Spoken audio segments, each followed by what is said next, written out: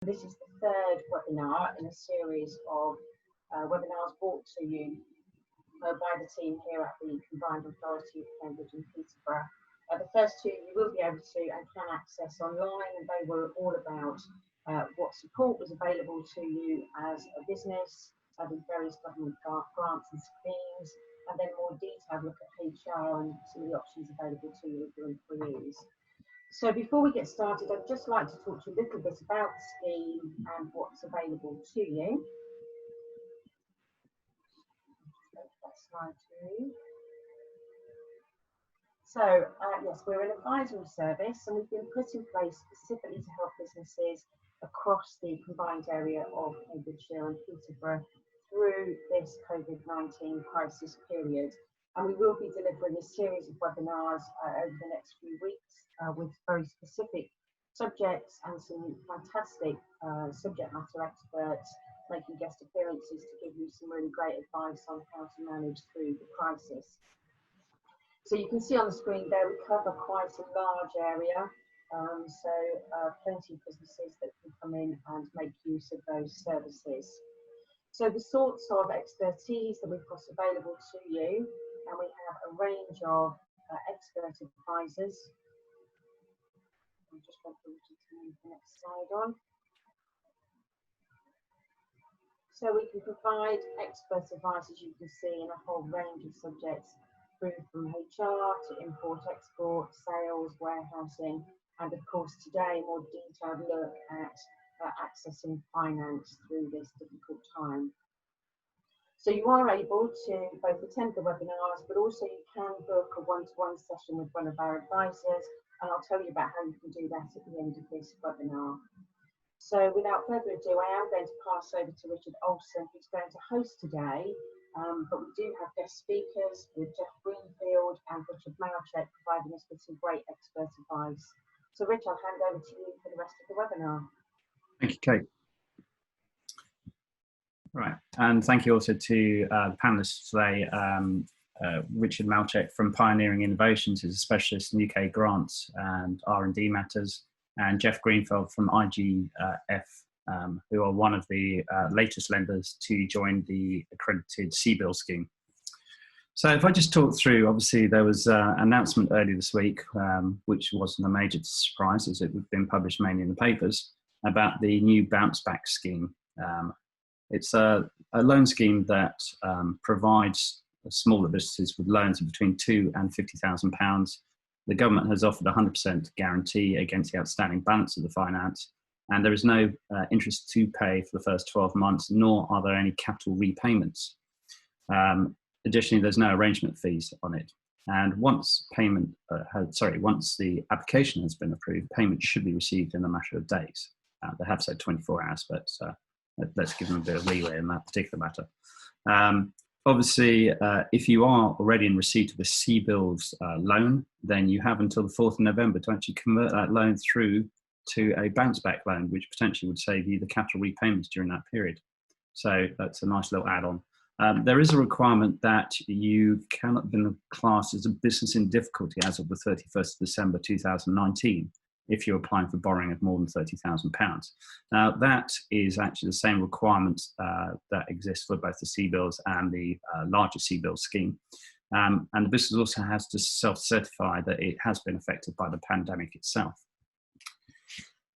So this scheme is opening on Monday. The lenders were generally taken back by it in terms of the announcement because they were all expecting their level of funding to only be up to 25,000, so it seemed to caught them out slightly. So all their preparations were based on that. So as we say, that scheme should be up and running for Monday, and we want to see actually how that's going to be applied. But we'll talk a bit more about the guarantees, I think, as well during the course of this discussion. In terms of coronavirus business interruption scheme, this is for businesses that don't turn over more than £45 million. It's a £25,000 to £5 million facility limit, although we have seen lenders going below the £25,000. We expect most of that now to be picked up by the bounce back scheme. The government guarantees 80% of the outstanding balance of the finance, and that means that in the event of default by the lender, by the borrower, the lender will try and recover the outstanding finance from the borrower. And if they're unable to do so, then they would recover the 80% from the government. There are no arrangement or guarantee fees for smaller businesses. There is 12 months interest-free repayments. You have terms of up to 6 years. For overdrafts and invoice finance facilities, it's up to 3 years. And you have unsecured lending up to £250,000 where there is no personal guarantees. For lending above £250,000, then the principal private residence of the borrower cannot be used as collateral, and the maximum that the lender can put down as personal guarantee is 20%. Important to remember that the borrower remains 100% liable for the debt regardless, and that's what I've just emphasised. Other things to consider. In terms of the borrowing itself, you must, from a borrowing proposal perspective, you must show that the business was viable for a lender prior to COVID-19, and the lender believes that the provision of finance will enable the business to trade again in the short to medium term. Information that is being requested from funders varies dramatically. Generally, there's 12-month cash flow projections. They will require your last filed accounts. They may require your management accounts since you filed your accounts if they're more than 12 months old. They may request your aged debtors and creditors reports. They want to know details of any other lending that you have in place, as it will come back to whether you can afford to repay the loans when eventually any repayment holidays have been passed. They all want to understand how you've been impacted by COVID-19. And in addition, if you are approaching a new lender, you will need to supply them with proof of address, passports, etc., so they can complete their AML checks. Lenders are prioritising their existing customers over new customers, and that does mean that a number of them are not taking on customers. As you have seen, there were originally 40 accredited lenders. That number has now risen to 52. Of the 52, there are 15 who are actually regional lenders. That means, and bear in mind the majority of the audience watching this are based in the Cambridgeshire, Greater Cambridgeshire and Greater Peterborough area. Those 15 lenders are not available in this particular area. Additionally, there's another 15 lenders who are not currently taking on new clients. Now, that's either a mixture of they don't have any they're not taking on new clients, and actually we have 3 who are not lending under the scheme, which is a bit bizarre considering they've been accredited. That ultimately brings your pool of potential new lenders down to something like 26 lenders in total. And of those, there are a number who are invoice discounters and asset finance lenders as well. So in terms of a straightforward commercial loan under CBILS, your pool is about 16 different companies or lenders available, which is quite interesting. Now, in terms of asset finance, if you are involved in manufacturing, for example, then generally you have plant and equipment. There is the opportunity under CBILS to look at refinancing that equipment and using a asset finance lender to sell your equipment to and effectively lease it back from. Additionally, invoice discounting is one of the other options that's available to you, and you can look at selling your debtor book effectively to the funder as well. You should, in the first instance, approach your existing bank stroke lender, as they already have a trading history with you. But at the same time, you might want to consider who else to approach, just in case. It isn't a quick process. It is getting better, but it's still not a quick process. But the more information you have to hand, the better informed you are in this process, the more likely you are to have your application processed quickly, which will enable you, hopefully, to achieve a successful conclusion. The banks are trying to help SMEs, but they are overwhelmed by the sheer volume of applications coming through.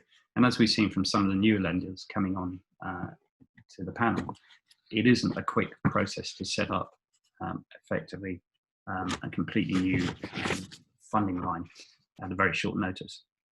The removal of the personal guarantees has made or appeared the process to be much quicker and slicker and open up to a lot more businesses. I think the reality is, however, is that businesses are sort of slightly misguided by this, because ultimately the banks are still underwriting the risk because they have the 20% share of the losses that may occur from a business. they still have to go through the typical credit process. And I'm sure in our discussions later on with Jeff, we'll be having his views on actually how CBILS will work in practice from an IGF standpoint and from the market as a whole. There's a couple of other things. And actually, I should have mentioned some bounce back loan. The bounce back loan, the maximum lending is 25% of your annual turnover. Generally, on the CBILS scheme, it's less than twice your annual wage bill for 2019 or your last completed financial year, or less than a quarter of your turnover as well, the last financial year. So there's quite a lot to take in there.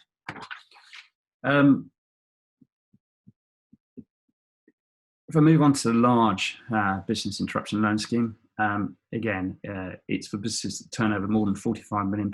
It's up to £25 million loans available for businesses from 45 million up to 250 million.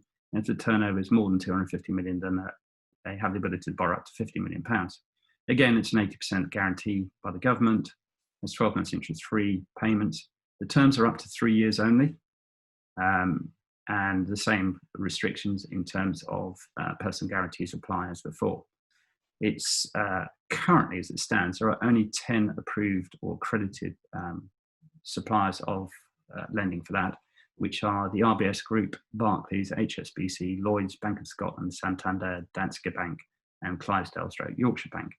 And as usual, the borrower needs to, the borrowing proposal needs to show whether the business would have been viable had it not been for the current pandemic, of which the lender believes the provision of finance will enable the business to trade out of any short-term and medium-term difficulty. They obviously have to self-certify that they were adversely impacted by the coronavirus, COVID-19, and they have not received a facility under the Bank of England's COVID corporate financing facility, which I'll briefly talk about. I know the majority of businesses we will be talking to are SMEs. However, the COVID corporate finance facility is a facility that allows the government to purchase sterling-denominated commercial paper, which has a maturity of between 1 week and 12 months. But it does require the business to have a credit rating from one of the major credit rating agencies of Standard & Poor's, Moody's, Fitch, DBRS, Morningstar. So I'm assuming that most of our audience actually aren't looking at that type of funding. Something else that was announced last week was the Coronavirus Future Fund. Now, this is quite interesting because this is aiming to support those businesses who are typically pre-profit, pre-revenue. But they are in existence. They aren't a dormant company. It's important to note that. It offers a convertible loan note scheme, which requires matched funding from private investors. There are a couple of requirements. They must have raised at least £250,000 in equity over the last 5 years and be unlisted. Loan sizes from 125 to 5 years, and the maximum term of the loan note is 3 years.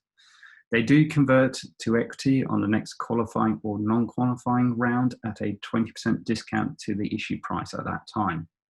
And on expiry of the loan can be repaid with a redemption penalty. Now, just to give you an idea, the redemption penalty is actually 100% of the original loan amount, so it's a fairly significant redemption penalty, which is, I suppose, the incentive to actually convert it to equity at a minimum 20% discount, which appears to be the government's preferred route. So that's another interesting option. It is obviously in the current climate going to be challenging to find investors willing to actually look at putting in private equity at this moment in time, but there are still a number of funds around and angels who are looking at these opportunities and do see some real opportunities for businesses going forward. There is a lot of information around the outside of that particular scheme. Additionally, at the same time, the government announced that with respect to Innovate UK, that there would be £750 million available. UK Innovate would accelerate up to £200 million of grants and loan payments to its 2,500 existing Innovate UK customers on an opt-in basis. So that money is effectively ring-fenced for them. And an extra £550 million would be offered to existing customers in increased support, and up to £175,000 of support to around 1,200 firms who aren't currently non-recipients of Innovate UK funding. It'd be interesting to understand how that that second last bullet works in practice, and that would be an interesting question to get the view of Richard Malchek in a few minutes' time. First payments are expected mid-May, as the scheme is taking a little while to set up. Just some other things to consider in terms of financing. You could look at traditional finance. The banks and lenders are still open for traditional finance, although some have now completely converted across to CBILS. So you can look at a traditional overdraft, you can look at traditional commercial loan, asset finance, invoice financing. There's R&D tax credits available, and there's other capital grants available. So that, in essence, is the bulk of what we're here to talk about. So in terms of questions, I have some already, which are noted. Kate, if you pick up any which are coming through from the chat, I'd be grateful. Yeah, we have got one come through, Rich. Okay. Yeah, no, fine. If you want to go for it. Yeah. So, question that's come through is: if your CBILS lender is not an accredited lender for bounce back loans, can you still transfer across? If they aren't accredited for bounce back loans, then you won't be able to transfer it across. But the likelihood is that everybody who is an accredited CBILS lender will also be a bounce back lender. However, Jeff, is that your view as well? No, it's not my view. We won't be a bounce back lender. We will only be a CBILS lender. Yeah. I think there's a separate application for bounce back which you have to go through, and I think it depends on the typical profile of your clients as to whether or not you do apply to be a bounce back lender or not. Okay, and your typical clients are not in the category of the £2,000 to £50,000 loan lender, I'm presuming, or borrower rather. Typically, yeah, correct. Typically our clients will be turning over anything from sort of 2 or 3 million up to 100 million, but most are in the range probably 5 to 25 million turnover. Okay. So therefore the requirement would be larger and fall more into the CBILS category. Just regarding this whole piece around the 80% guarantee from the government, it does appear that SMEs generally are under the impression that this means that the banks have no risk as such. You know, you're getting 80% of your money back. This should be an easy process. How are you responding to that sort of comment? We're just going back with exactly what you said earlier, Richard, in that the client is ultimately responsible for the repayment of the debt. The CBILS is just a scheme to help people out at the moment. Banks and finance providers have to go through their normal due diligence procedures. Nothing has changed. You've still got to underwrite the loan and look at serviceability and affordability in any case. It's just a case of, would it fit into the scheme? Has the business been affected, and therefore does it qualify to have a guarantee put in place by the government? If it does, great, it goes under CBILS. If it doesn't, then it's up to the lenders to choose whether they want to provide a loan to them or not. So it's still exactly the same underwriting criteria as per an ordinary loan. Okay. And in terms of the 100% guarantee, I know you're not subscribing to that scheme, but if the 100% guarantee was moved to CBILS, what would change fundamentally from your standpoint? I don't think there'd be any change. It wouldn't be as if money would just leave the building to clients willy-nilly. Still the same underwriting criteria applies. It's got to be a viable proposition.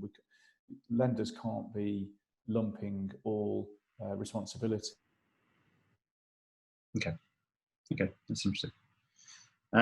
Richard, just a question on Innovate UK grants. What is your view about, obviously, this new scheme that's been announced, and in terms of actually how customers are going to access this money? Yeah, so my view is that this will feed through into the traditional Innovate UK competitions that are run on a regular basis. So it will feed through into programs like SMART, for example, where SMART offers grants of up to 70% of the cost of a project for game-changing innovations. And equally, it will feed into some of the thematic calls that Innovate UK runs. So they have some very specific themes that they follow that are in line with the government's industrial strategy. Things like autonomous vehicles and cyber security, areas of high tech that the government is keen to support in the UK. Okay, so that's very much geared towards, I suppose, the point about customers who don't have, people who aren't currently customers of Innovate UK. But do you think that also applies to customers of Innovate UK today? No, I think what's happening there is that Innovate is currently assessing the impact of COVID on existing projects. Right. So this impacts projects in a number of ways, some of which may be suspended because they're unable to continue. So, for example, if some of the partners involved in a Innovate projects have been furloughed, that project essentially is suspended until they come off furlough. Yeah. So it's possible that some of those projects will need to have extensions beyond their current term, and it could be that this funding has been identified, to support projects that might otherwise fall short of their full scope that they applied for. Okay. So currently, are you going to see a whole load of new rounds of grant funding opportunities opening up, do you think, or will it just be more of the same? That's already happening. So if you access the Innovate UK website, there is in fact new competitions starting to emerge. So it looks like it's business as usual at Innovate UK. For example, they've just recently announced the new competition that will open on Monday for civil aviation type projects. And clearly that's an industry that's heavily impacted by COVID, but innovation still has to continue. It will recover at some point, and clearly Innovate is keen to support civil aviation type projects. And I suppose the question is, how is most of this money going to get out there? I mean, it's a competition, so it's a competition, there's winners and losers. So how can you make sure that more and more businesses are getting the money they need? Do you think the competition rules will be lax? Do you think the pool of potential winners will be increased? I suspect the budgets will increase on some of the calls. So, for example, SMART has been running at about 100 million a year, and it could well be doubled, perhaps, for the year ahead, given that Innovate has more money to spend. And am I right in thinking that with Innovate grants, you generally only get 2 bites of the cherry? If you're successful, great. If you're not successful, you have another attempt, and after that, there are no further opportunities as regards Innovate. That's correct for the same project. Clearly, if the project is restructured or the scope is changed, then that's a new project. But for every application, it usually has 2 attempts. So if it doesn't pass in the first attempt, then the assessors provide feedback, and the applicant has got an opportunity to revise their application and resubmit it. But clearly, Innovate has to put a limit on how many times you can submit the same idea. Yeah. And in that regard, do you think there's any possibility that Innovate might reapproach some of those companies who just missed out on a previous competition with monies? I think generally they rely on applicants coming back and trying again in a future competition. Okay. Obviously, many of these applicants that are probably already engaging in R&D are also entitled, for example, to things like R&D tax credits. So it's not just limited to grants. That's interesting.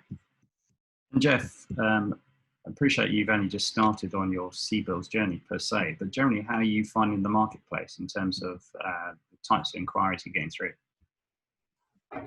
So it's a very good question, Richard. We're getting 2 types of inquiry. We're getting the direct ones through the website, and we're getting those through our regular source of business, where sort of 99.9% comes from the professional advisory community. needless to say, those opportunities that are coming from the advisory community are much stronger and much more, in inverted commas, sensible opportunities. Those that are coming direct from the website are people who, in my experience alone, they don't appear to have looked at our criteria as to what constitutes them being eligible for a CBILS loan with IGF. So that they can be travel agents or retail shops, clients or businesses that we wouldn't ordinarily lend to. They have to have a receivable, debtor book for us to be able to lend to, and then consider a CBILS in addition. So they're clearly not looking at what constitutes an IGF deal.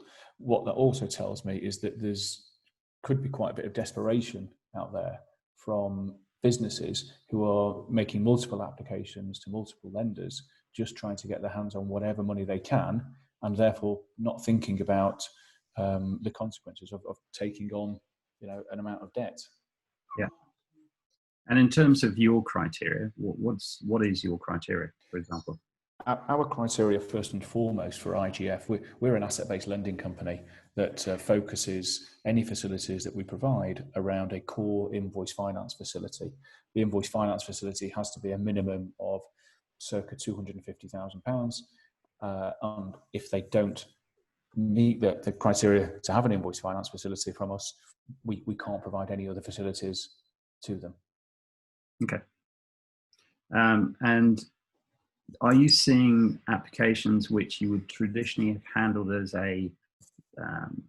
what we call a traditional loan route as opposed to a CBILS route? Are you looking to, which way do you look to do, and how do you decide which one is a CBILS deal versus which one is a traditional route? That's another very good question. The way I look at things is I always put CBILS to one side and look at what's in front of me. What is the opportunity? What does it look like?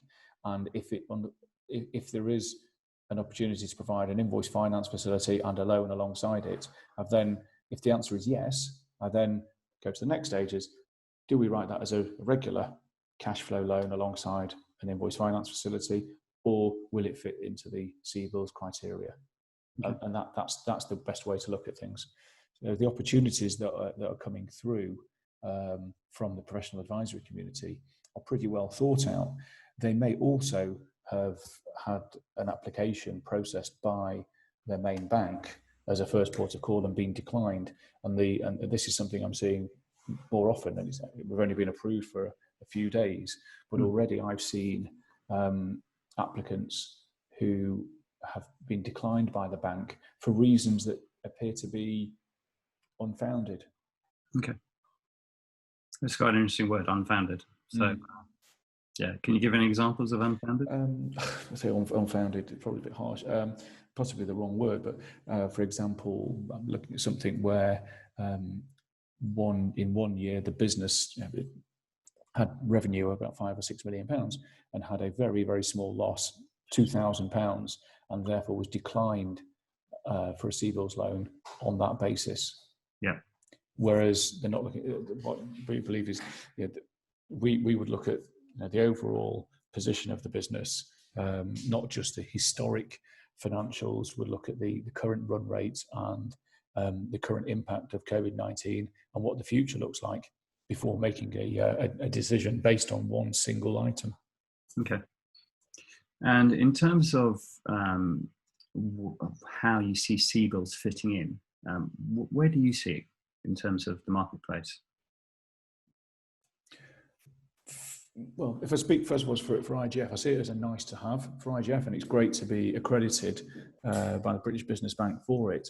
Where do I see it? I potentially see it as it could cause issues later down the line. It could be kicking the can a bit further down the road. Businesses may get approved for under a CBILS loan, and then they may not come through the other side of this pandemic. They may not achieve the sales and therefore resultant profitability in order to repay these loans once the capital element is once the interest is starts to be repaid.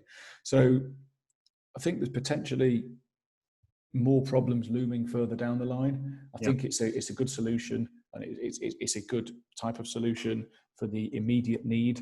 Whether it addresses all the needs of the SME, I'm not entirely sure. Yeah, and probably I'd be interested to hear what others had to say on that on the call.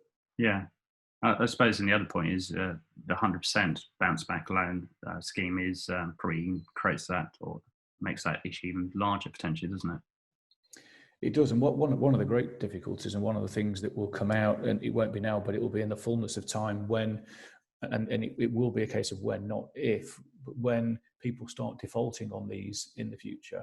The British Business Bank will then be tracking back through the audit trail, looking to ensure eligibility has been adhered to, and that the lenders aren't just, as we referred to earlier, they're not just handing out loans willy-nilly without the due underwriting. And this is what the end client needs to realise, is that they're still being underwritten for a loan, and therefore banks have the right to decline a loan, and as do independent financial providers. They have the right to decline it based on their lending criteria.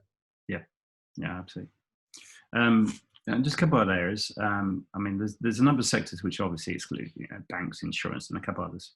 But are you seeing CBILS being used for acquisitions at all? I think there's a bit of conflicting information in this respect. I believe there will be opportunities that will come about from this pandemic, which will give rise to acquisition opportunities, and therefore a business can and should be able to be considered for a CBILS loan,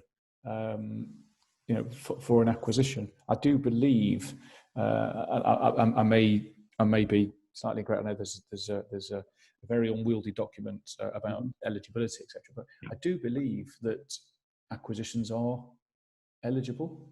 Right. Yeah, I have to admit, it does seem to be a bit of a grey area, that whole piece. You've also got to consider at this moment, if anybody is considering an acquisition, how are they valuing the business? On what basis are they valuing it? Historic, current, future? It's a minefield, and for anybody who's looking to do any sort of transaction, I'd say good luck to them. I spend a lot of time dealing with the corporate finance community and accountants, and pretty much all of the transactions that I was working on in the run-up to lockdown have all been put on hold. I don't believe there's anyone brave enough to take on a transaction at this moment in time, not that I've seen.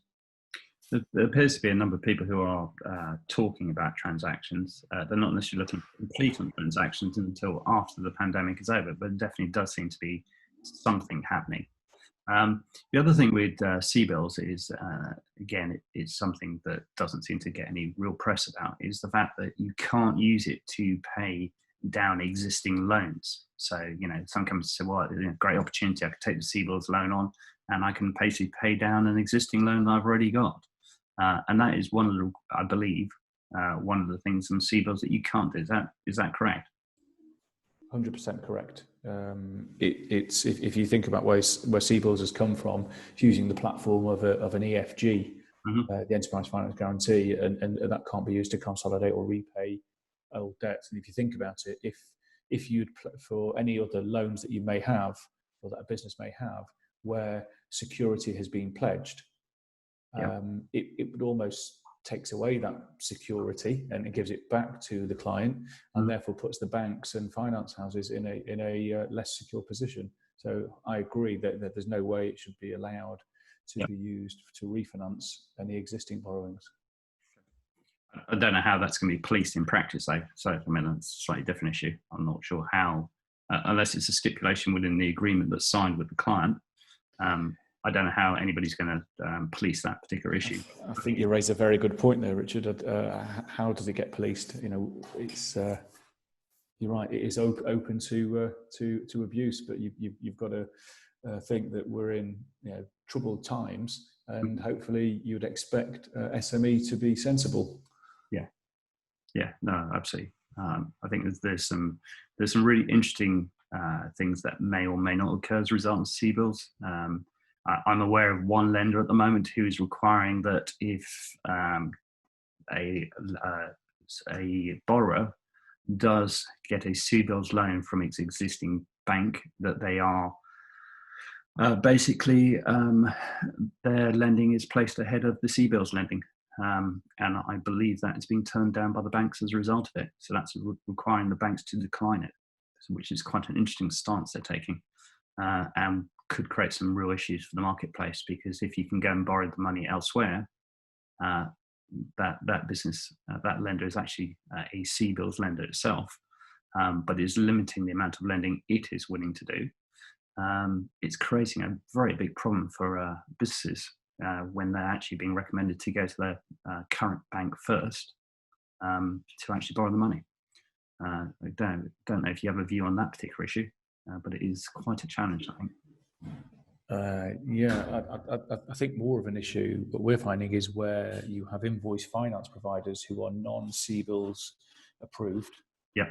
People who have maybe just taken out a facility in the 6 months running up to COVID-19, and they now need some additional help. They would have paid and gone through a little bit of pain and business interruption to transfer from one lender to another. And now they're trying to access CBILS. They go to their existing provider or bank and they say no, and then they have to switch to an invoice finance or consider an invoice finance provider who can offer a CBILS as well.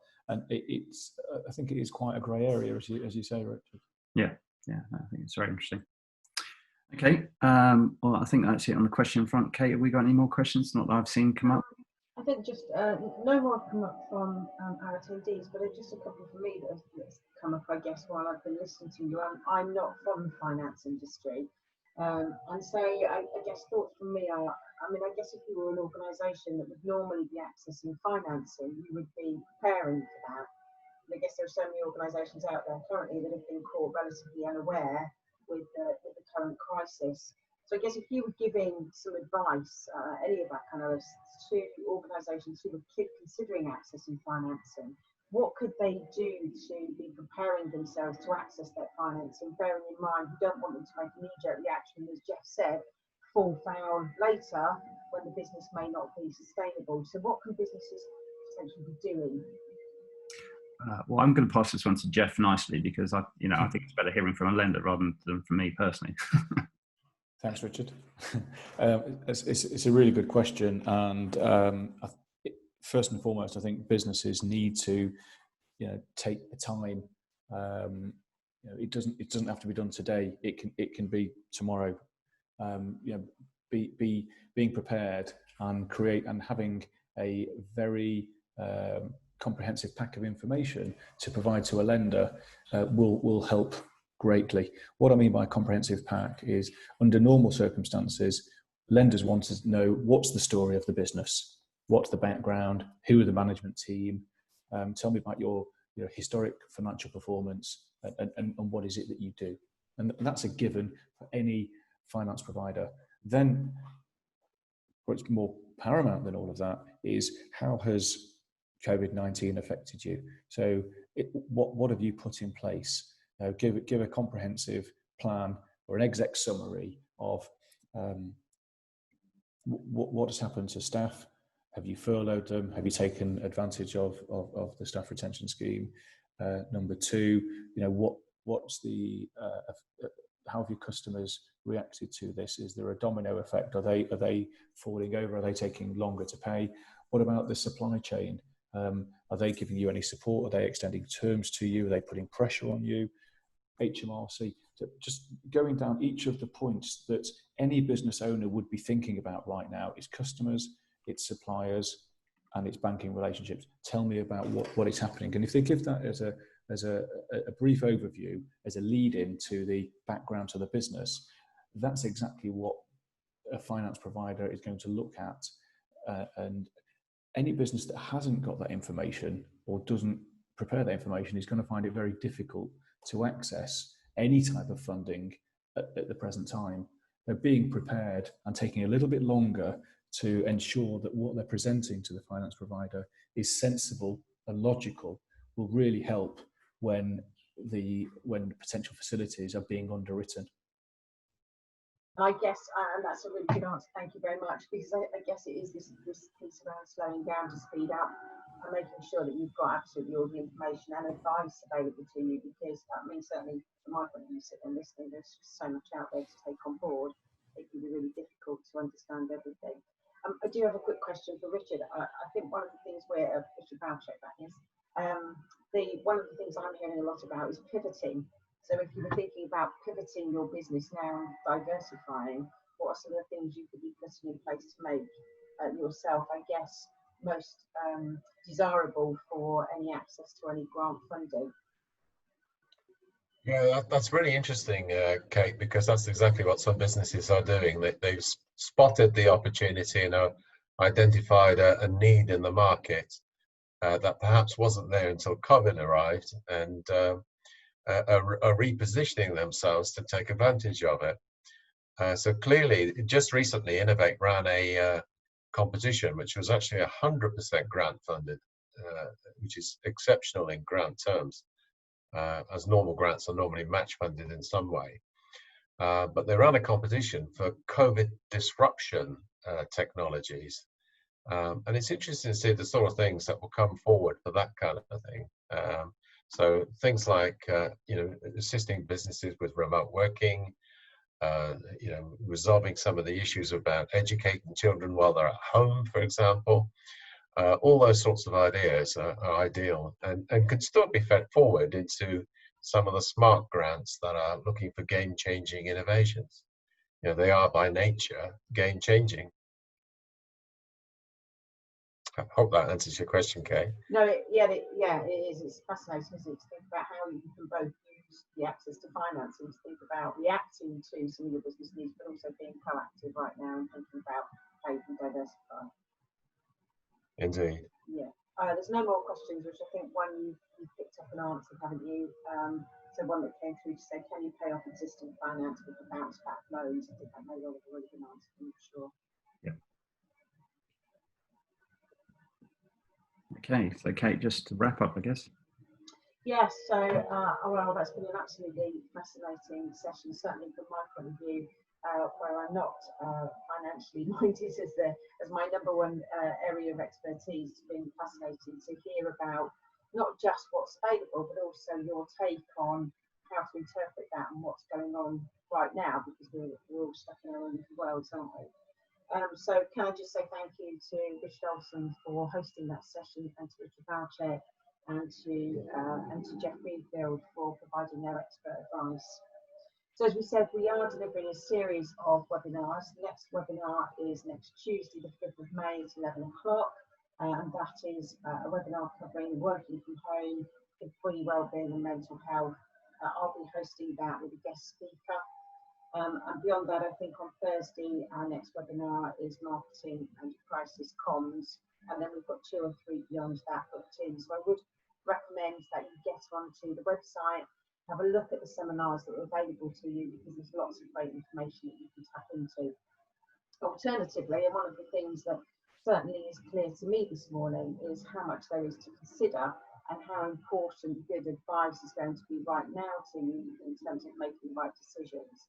So if you would like to get in touch today for a one-to-one session, you can see the appropriate website address there, or you can email us at support@cpcabusinesssupport.co.uk. So it just remains for me to say thank you for coming along to the webinar this morning, and please do stay safe. Thank you very much.